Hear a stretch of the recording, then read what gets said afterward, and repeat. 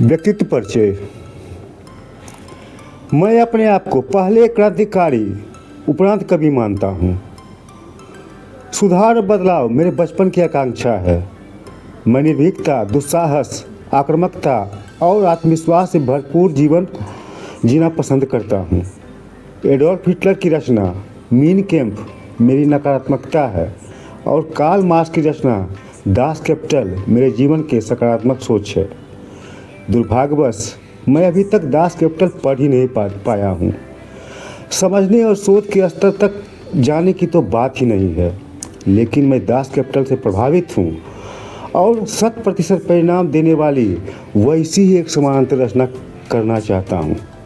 अगर ऐसा मैं नहीं कर पाता हूँ तो अपने बच्चों और युवाओं से ऐसा ही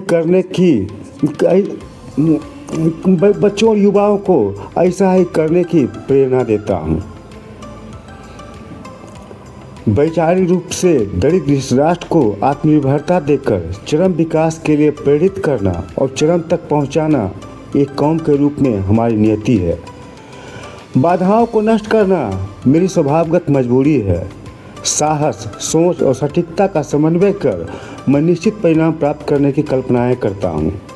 मैं व्यक्ति, राष्ट्र और समूह का अंतिम मित्र हूँ। प्रेम, पर्यावरण, साहित्य, कला, राजनीति और विज्ञान मेरी वैचारिक समस्या है।